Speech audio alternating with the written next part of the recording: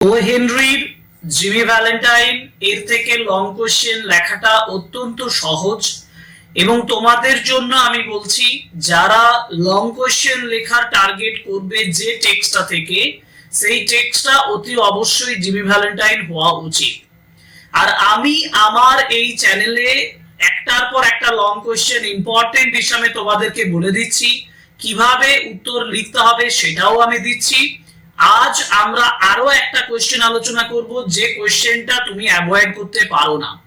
এই কোশ্চেনটা অতি অবশ্যই তোমাকে করতে হবে, কারণ মোস্ট ইম্পর্টেন্ট কোশ্চেনস এর মধ্যে জিমি ভ্যালেন্টাইনের এই কোশ্চেনটা কিন্তু সত্যি তোমাদের কাছে পরীক্ষার জন্য ইম্পর্টেন্ট হতে চলেছে। সুতরাং চলো এই লং কোশ্চেনটা কি সেটা জেনে নিই, আর কিভাবে ওই লং কোশ্চেনটা লিখবো সেটা প্রিপেয়ার করে নিই। So welcome to English Edition channel.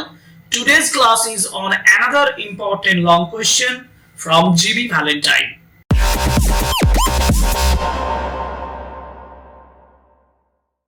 কোশ্চেনটা হচ্ছে একটা সেন্টেন্সের উপরে। সেন্টেন্সটা mister Ralph Spencer, the phoenix that arose from Jimmy Valentine's ashes. এই লং কোশ্চেনটা মানে এই সেন্টেন্সটা তোমাদের কাছে কেন খুবই গুরুত্বপূর্ণ, কারণ এই যে ফিনিক্সের রেফারেন্স আছে এবং এটা হচ্ছে এমন একটা জায়গা যেখানে জিমি ভ্যালেন্টাইন এবং রাল্ফ ডি স্পেন্সারের মধ্যে যে ট্রানজিশনাল পিরিয়ড, অর্থাৎ একটা যা এপিসোড শেষ হচ্ছে আর একটা এপিসোড, একটা নতুন মানুষের এপিসোড শুরু হচ্ছে, সেখান থেকে কি কোশ্চেন আসতে পারে এবং এই জায়গাটা মানে এই সেন্টেন্সটা তোমাদের জন্য অত্যন্ত গুরুত্বপূর্ণ। কোশ্চেন গুলো কি কি আসতে পারে? Who is Ralph Spencer? Ralph Spencer কে ছিলেন? What is a phoenix? অর্থাৎ ফিনিক্স ওয়ার্ডটার উপরে কোশ্চেন আসতে পারে, what is a phoenix? How is the metaphor used? এখানে একটা ফিগার অফ স্পিচ রয়েছে, মানে জিমি ভ্যালেন্টাইন বা রাল্ফ ডি স্পেন্সার এর সাথে ফিনিক্সের একটা কম্প্যারিজন করা হয়েছে। এই যে তুলনাটা করা হয়েছে, এই তুলনাটা একটা ফিগার অফ স্পিচ বলা হয়, যেটা ম্যাটাফোর। আমি বলেই দিচ্ছি ম্যাটাফোর, সেটা উত্তরটা লিখতে হবে এখানে। এবং নেক্সট কোশ্চেন হচ্ছে how did Ralph the Phoenix arise from Jimmy? কিভাবে রাল্ফ যে ফিনিক্স জিমি থেকে অ্যারাইজ করছে। আমি অবলিক দিয়েছি, দেখো একটা স্ল্যাশ দিয়েছি, অবলিক কোশ্চেন অর কোশ্চেন থাকতে পারে যে why has the comparison been made? কেন, why, কেন এই কম্প্যারিজনটা করা হয়েছে? এই প্রশ্নটা দুভাবে আসতে পারে তোমাদের কাছে। তাহলে এবার আমি দেখব যে এই কোশ্চেনের আনসারগুলো আমি লিখবো কিভাবে। এই যে কোশ্চেনগুলো যেগুলো দিয়েছি, হু ইজ রাল্ফ স্পেন্সার, এটা তোমার কাছে 2 মার্কসের কোশ্চেন হবে। হোয়াট ইজ এ ফিনিক্স, এটাও একটা 2 মার্কসের কোশ্চেন হবে। How is the metaphor used, এটাও 2 মার্কসের কোশ্চেন হবে এবং লাস্ট পোরশনটাও 2 মার্কসের কোশ্চেন হবে। তবে হোয়াট ইজ এ ফিনিক্স এই কোশ্চেনটা তোমাদের 1 মার্কসের আসতে পারে। যদি এটা 1 মার্কসের আসে তাহলে তোমাকে ম্যাটাফোরটা দেবে না এবং রাল্ফ দা ফিনিক্স অ্যারাইজ ফ্রম জিমি এই পোরশনটা পড়বে 3 মার্কসের। অতএব এটা মাথায় ঢুকিয়ে নাও। আবার রাল্ফ স্পেন্সার না দিয়ে তোমাকে দিতে পারে what is a phoenix and how is the metaphor used. এইভাবে অল্টারনেট ওয়েতে 4টি কোশ্চেনের মধ্যে প্রথম 3টির মধ্যে তুমি দুটো পাবে এবং লাস্টের কোশ্চেনটা কম্পালসারি থাকবে। মানে যে কোশ্চেনটাতে রাল্ফ ফিনিক্স কিভাবে অ্যারোজ করছে জিমি থেকে সেটা আলোচনা করতে হবে তোমাকে। আচ্ছা, উত্তরটা কিভাবে লিখবো দেখা যাক। সহজ সেন্টেন্সের মাধ্যমে উত্তরটা তোমাদেরকে বুঝিয়ে দেব। যেমন প্রথম প্রশ্ন, হু ইজ রাল্ফ স্পেন্সার? আচ্ছা বলো তো রাল্ফ স্পেন্সার কি? রাল্ফ স্পেন্সার তো জিমি, তাই না? তাহলে আমি বলবো Ralph Spencer is another name of Jimmy Valentine, because Jimmy Valentine took the name, Jimmy Valentine took the name Ralph D Spencer after coming to Elmore. এলমোরে আসার পরে তিনি এই নামটা নিয়েছিলেন। আমি যদি এই কথাটাকে লিখি সহজভাবে তাহলে কিভাবে লিখবো দেখো। লিখবো in the short story Jimmy Valentine. এটা তো ইন্ট্রোডাক্টরি সেন্টেন্স, আমি বলেইছিলাম তোমাদেরকে আগে। একটা লং কোশ্চেন লিখতে গেলে একটা সুন্দর ইন্ট্রোডাক্টরি সেন্টেন্স লিখতে হয়, যেটা তোমার লেখা স্ট্যান্ডার্ডটাকে অনেকটা বাড়িয়ে দেবে। আর তোমার লেখা যদি অত বেশি স্ট্যান্ডার্ড হবে তত তুমি মার্কসটা ভালো পাবে। তোমাকে যদি এই সেন্টেন্সের মধ্যে কোনো মিস্টেকও থাকে না, তাহলে সেই মিস্টেকটা তোমার ওই প্রথমের ইন্ট্রোডাক্টরি স্ট্যান্ডার্ডের জন্য ওটাকে অ্যাভয়েড করে দেবেন স্যার এবং তোমাকে ফুল মার্কস দেবে। এটা মাথায় রেখো। So in the short story Jimmy Valentine short স্টোরিতে Ralph D Spencer was another name of Jimmy Valentine. Ralph D Spencer হলো জিমি ভ্যালেন্টাইনের অন্য একটা নাম। Jimmy took the name, Jimmy এই নামটা নিয়েছিলেন আফটার কামিং টু এলমোর, এলমোরে আসার পরে, আফটার কামিং টু এলমোর, এলমোরে আসার পরে, to hide his previous record, hide মানে লুকোনো, টু হাইড মানে লুকোনো, তার প্রিভিয়াস রেকর্ডটাকে লুকোনোর জন্য। আরো একবার বলে দিই যে in the short story Jimmy Valentine short স্টোরিতে Ralph D Spencer was another name of Jimmy Valentine. এটা একটি ছোট্ট সেন্টেন্স, রাল্ফ ডি স্পেন্সার হলো জিমি ভ্যালেন্টাইনের আরো একটি নাম। Jimmy took the name, Jimmy এই নামটা নিয়েছিলেন আফটার কামিং টু এলমোর, এলমোরে আসার পরে, to hide his previous record. Okay okay, এর পরের কোশ্চেনে যাব। পরের কোশ্চেন হচ্ছে হোয়াট ইজ এ ফিনিক্স। আমি লিখবো কি, এই ফিনিক্স সম্পর্কে একটা গল্প বলি। ফিনিক্সটা কি আমি পড়ানোর সময় বলেছিলাম, তোমরা যদি সেই টেক্সচুয়াল রেফারেন্সটা, টেক্সচুয়াল অ্যানালিসিসটা না পড়ে থাকো, ডেসক্রিপশন বক্সে লিংক দেওয়া থাকবে, ওখান থেকে তোমরা দেখে নেবে। তো আমার প্রশ্নটা হচ্ছে হোয়াট ইজ এ ফিনিক্স। আসলে ফিনিক্স হচ্ছে একটা ইজিপটিয়ান মাইথোলজি অনুযায়ী একটা বার্ড, যেটাকে বলা হয় ইমমর্টাল বার্ড। ইমমর্টাল বার্ড মানে যেটা অমর, এবং যে পাখিটা মনে করা হয় 500 বছর বাঁচে, সে একটা সময় 500 বছর পরে নিজের গায়ে আগুন ধরিয়ে দেয়, আগুন ধরিয়ে দেওয়ার পরে সেখান থেকে একটা নতুন ফিনিক্স পাখির উদ্ভব হয়। এই গল্পটা আমাকে লিখতে হবে, 2 মার্কসের question. So what is a Phoenix, দেখো সাজিয়ে বলেছি অ্যাকর্ডিং টু ইজিপটিয়ান মাইথোলজি। আমি বলেছি অ্যাকর্ডিং টু ইজিপটিয়ান মাইথোলজি, মানে ইজিপটিয়ান মাইথোলজি অনুযায়ী, অ্যাকর্ডিং টু ইজিপটিয়ান মাইথোলজি অনুযায়ী, এখানে একটা কমা হবে, phoenix is an immortal bird. সুন্দর sentence. According to Egyptian mythology, phoenix is an immortal bird. A phoenix bird lives 500 years, 500 বছর বাঁচে। A phoenix bird lives, বাস করে, বেঁচে থাকে, 500 years, 500 বছর। And after that, তারপর it gives fire to its own body, নিজের শরীরে এ আগুন দিয়ে দেয়। It gives fire to its own body. Out of its ashes, এর ছাই থেকে, out of its ashes, এর ছাই থেকে new phoenix bird takes birth, new নতুন ফিনিক্স বার্ড টেক্স বার্থ মানে জন্ম নেয়। হয়ে গেল। তাহলে আমার কি দাঁড়ালো, according to Egyptian mythology, phoenix is an immortal bird.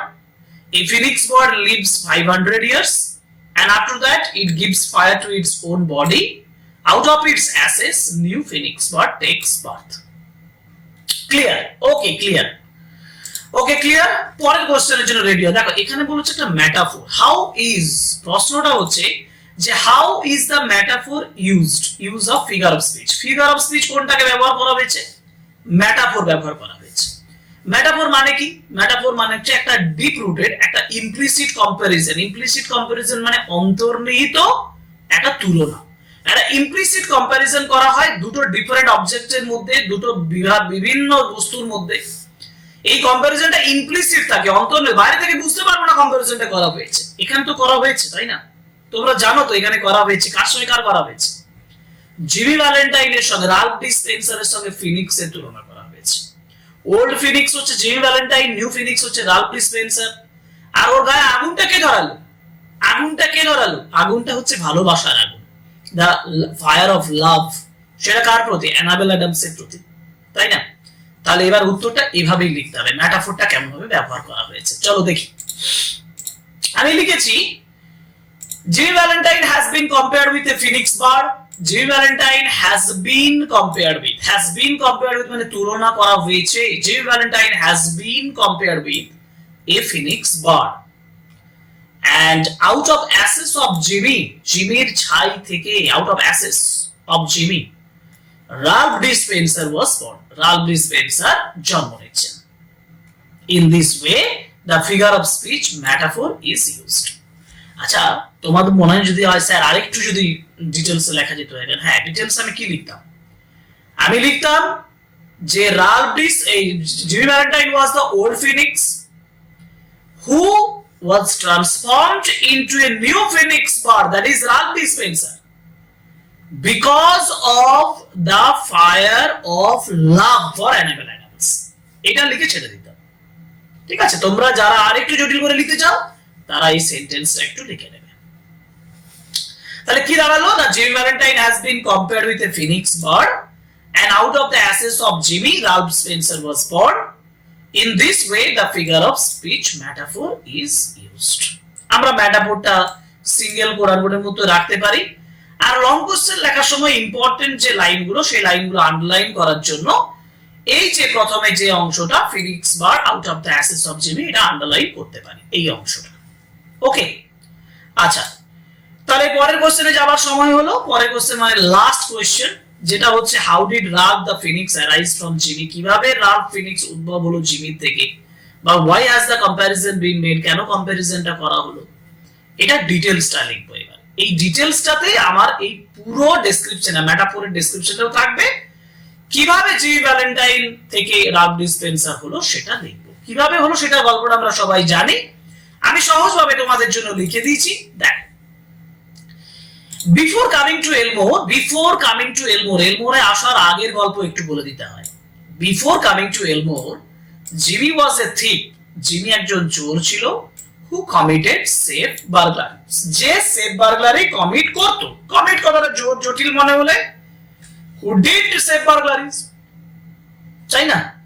Who committed safe burglaries? Okay, but his love for Annabel Adams, কিন্তু Annabel Adams এর প্রতি তার ভালোবাসাটা, but his love for Annabel Adams transformed Jimmy into good man. Transformed জিমিকে transform করেছিলেন into a good man, একজন ভালো মানুষে পরিণত করেছিলেন।